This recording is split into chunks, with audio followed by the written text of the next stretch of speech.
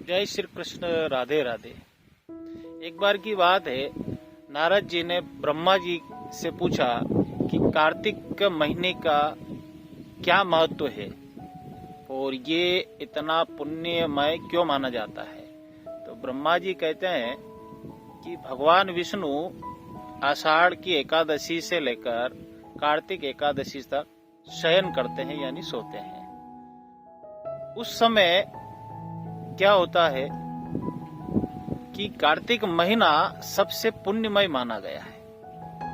उस समय स्नान करने का बड़ा ही फल मिलता है। सभी तीर्थों में स्नान करने का फल जो मिलता है वो कार्तिक माह में स्नान करने का फल मिल जाता है। दान करने का महत्व है, उसके बाद में व्रत करने का महत्व है, उसके बाद दीप दान करने का महत्व है। इन चारों का ही बड़ा ही पुण्यमय फल मनुष्य को मिलता है।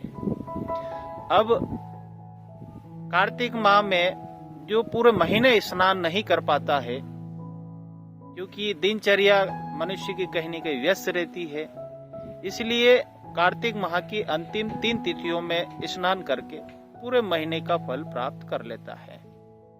त्रयोदशी पड़ेगी, त्रयोदशी से फिर चतुर्थी पड़ेगी और चतुर्थी से पूर्णिमा पड़ेगी।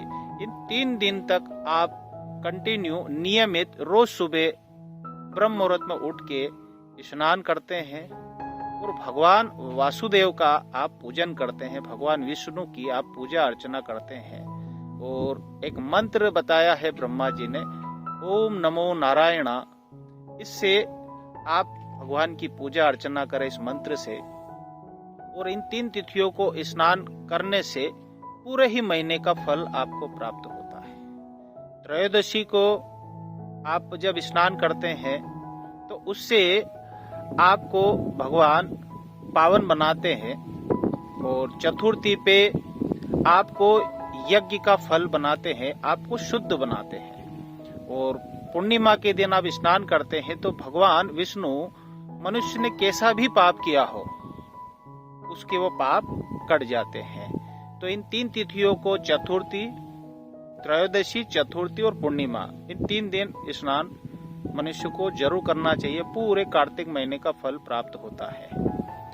दूसरा, इन 3 दिन में यदि आपने गीता जी का पाठ किया तो आप कभी भी पाप से लिप्त नहीं होंगे और भगवान विष्णु के वैकुंठ धाम परम गति को प्राप्त होता है मनुष्य। तो इतना महत्व जो है कार्तिक माह का है, इसका लाभ आपको अवश्य उठाना चाहिए। जय श्री कृष्ण। राधे राधे। जय श्री कृष्ण। राधे राधे।